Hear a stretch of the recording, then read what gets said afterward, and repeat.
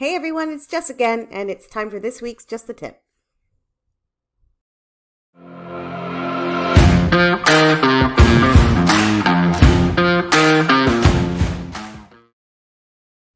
Hey everybody, welcome to this week's Just the Tip. This week I'm going to be going over a few suggestions for ways that you can revise or improve your existing listings to hopefully get them to show up in search a little bit better and maybe even sell faster. The reason I've decided to share this week is because next week on November 16th, I will be hosting a networking room at the eBay Winter Seller Update. And that networking room is called Listing Revisions and Improvements, or Listing Improvements and Revisions, or something like that. But that's the topic that they've given me. So I thought I would test out a little introduction to that, and you will get all kinds of more in-depth stuff at the eBay Winter Seller Update. So make sure that you have registered for that. It's free. Link in the show notes to that event page, and definitely come and see me then. Okay, so I want to talk about some ways that I like to revise and improve my listings to try and get them to sell, and some of the things that I specifically look at when I'm doing this. So I try to approach it with some kind of strategy. And the way that I do it is, well, first of all, I'm really only concerned with listings that either have maybe some poor titles, or the titles don't match eBay's current guidance around how titles should be optimized. So I look for those. Some of our old listings aren't really well optimized, or maybe missing sort of critical details that buyers are now looking for. This is normal. We won't get our listings titles perfect, and they won't be timeless. Guidance always changes. So I'm looking for that, but I'm also looking for these ones where eBay is recommending that I add some item specifics. So as we know, that item specifics are not always relevant to the thing that we're selling, like that character field, which is just a really weird one. It doesn't seem to apply anything to anything, and yet it seems to exist in just about every listing category. We're not going to go over those, but we are going to look at some things that might affect a buyer's search. So I want to show you, first of all, how some item specifics map over to eBay's actual search results. So if we're looking at this one, I'm going to look at this Libby Tumblers set. This has been listed for a really long time.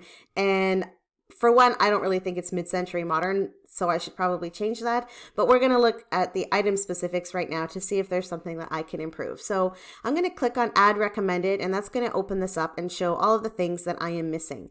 And eBay gives you a little bit of information about how many people are searching for these item specifics within this category, and this can give you an idea of which ones you want to focus on. So we have a brand. Obviously, that's going to be a big one with 151,000 searches, it looks like.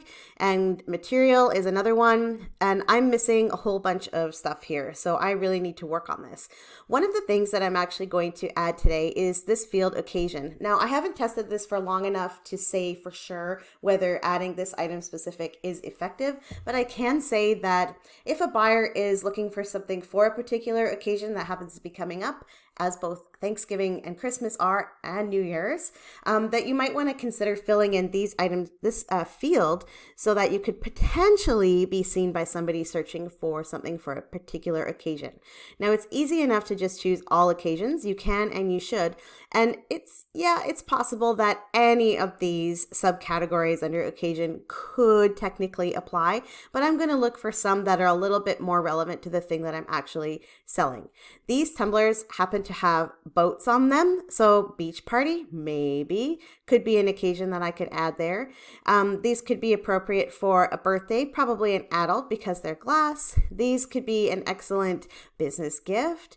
These could be really good for Christmas, which is coming up.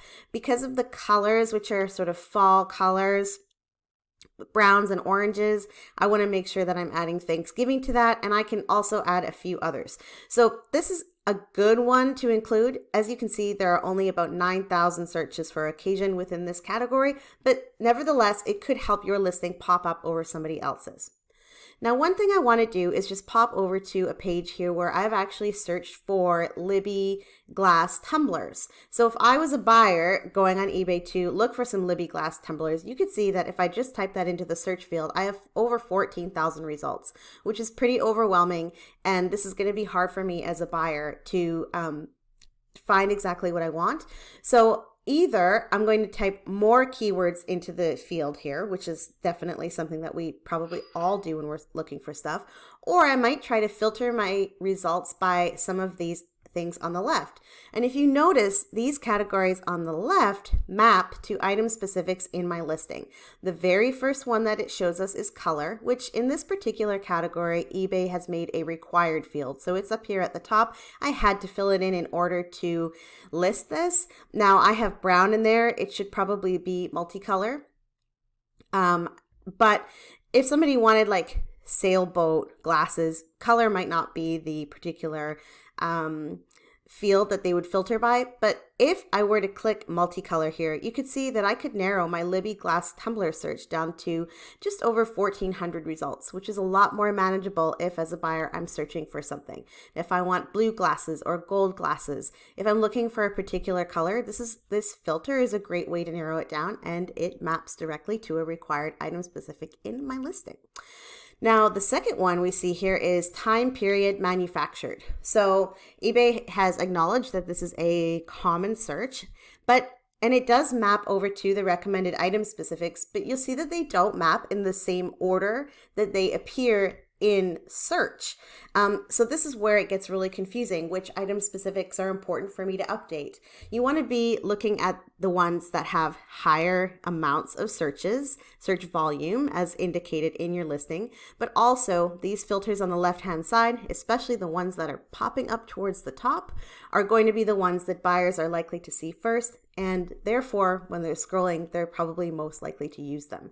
So time period manufactured is something that I want to make sure that I have filled in.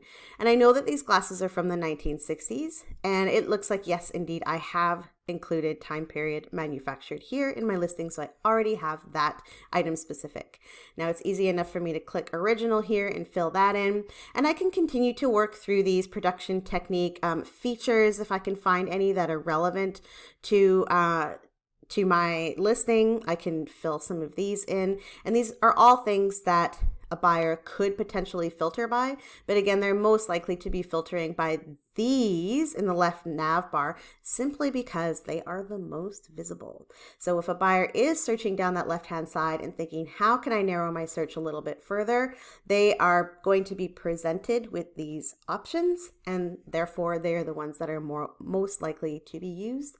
And if you keep scrolling down, you see that there's more and more and more of them that buyers can filter by, but the further down you're going to get, and when we get to more filters, the buyers are probably less likely to use these. They might not ever scroll down far enough to even see that they can use more filters. So when I'm thinking what item specifics are the most important to update, I'm going to be looking at these ones in the left nav bar of a search, and I'm also going to be looking for the ones that eBay tells me have the highest search volume. So I'm going to fill all of that in. I won't do it all while we're sitting here because I'll be humming and hawing over which things to pick from the drop-down list. But once I'm done with that, I'm going to save. And now my listing should theoretically appear a little bit higher in search compared to other sellers who have not done the same thing. Now, nevertheless, since we're using these Libby glasses as an example, we still have to acknowledge that there are 14,000 results for Libby glass tumblers. And if I was a buyer who specifically wanted ones with sailboats, then maybe I would type that in, but maybe I would also be interested in other kinds of ships or beaches or landscapes or oceans. And I could be using any number of words in my search to narrow that down from 14,000 to 56 like it shows here, or to any other number. So that's why these item specifics are so important, because they do help the buyer filter things down when maybe they're not sure what keywords to be putting in the search bar, but these filters can help make their search a little bit easier. So that's the tip I have for you today, and I hope that's helpful. Next week on November 16th, I will be presenting a whole bunch more detail around listing revisions and improvements. I have all kinds of ideas that you can try. Some I have tested and they've worked for me, others have not, and some are still up in the air as far as whether they work or not, but they're all important things to look at. Now, of course, the number one thing to look at is always is my item in demand? Is it popular enough to sell? And is the market saturated for what I'm trying to sell? If there are 300,000 available of the thing that you want to sell, all the work you do for item specifics and keywords is still probably not going to pop your listing up to the very top of that 300,000. It just means that it's an item that has a saturated market, that there's too many available of. If you don't have good products, these tactics will not work. But if you're confident that you have things that people do want and that are in demand or unique enough that you can describe them in such a way that a buyer can find them, then these will be excellent exercises to help you appear higher in search. So I hope that's helpful. Make sure to like and subscribe and leave a comment here, because I am giving away a free eBay store review in mid-December to somebody who is a subscriber of the channel, who's liked at least one video, and who comments on any podcast episode from episode 34 forward. So make sure that you leave a comment to get entered into that contest, and I will be drawing a winner. I'm going to leave the contest open for a few weeks, but probably around mid-December is when I'm going to do that. And if you're not sure what I mean when I say I'm giving away a store review, stay tuned. I will post a video on that as well shortly. See ya! Want more videos like this? Make sure to click like, subscribe, and leave a comment below to tell me what you want to see more of.